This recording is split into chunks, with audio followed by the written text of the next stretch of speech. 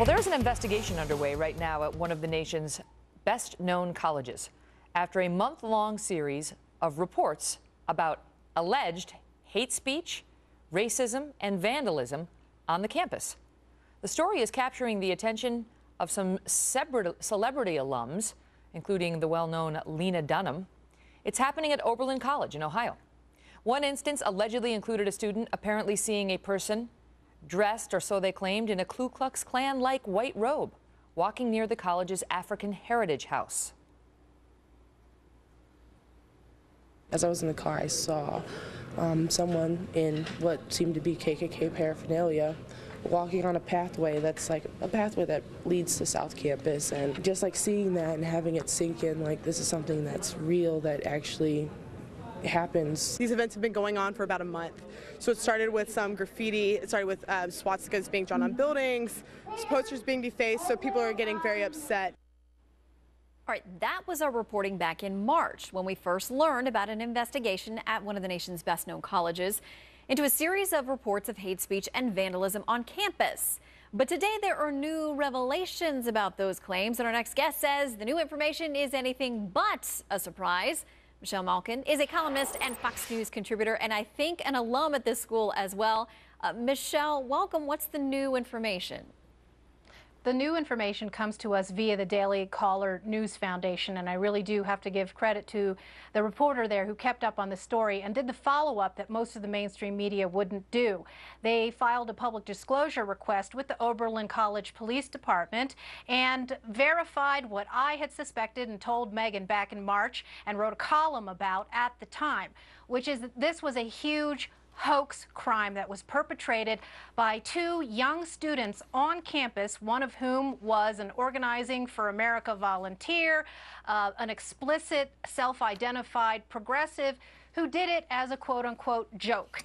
What's really damning, of course, and I followed up on this in my latest column last week, which is now on my website at michellemalkin.com. What's damning, of course, is the answer to the question, who among the administration and the adults on campus knew what and when? Because it is clear from the police report that the president of the college, my alma mater, as you mentioned, Shannon, was made aware by the police department in February that these two punks were responsible for the vast majority of these supposed hate crimes that the president and the administration went on to hype in March. Yeah, and what's interesting is that it's there in the police reports. I mean, the fact that these guys were booted from the campus, we know that. Also, one of the police statements said that the reported KKK hood that somebody was wearing was actually a female student wrapped in a blanket, which, if you've been to a college campus lately, especially around the library and the belt, you're going to see people wrapped up in blankets and Snuggies and everything else. What I thought was interesting is that the Oberlin Alumni Association put out a report saying, yeah, we know that people are now raising concerns about who was behind these, what the motivation was, were they fake or not. They say the deal is here. The actions were real. The fear and disruption they caused our community were real. We will not tolerate acts of hatred and threats of violence regardless of motivation.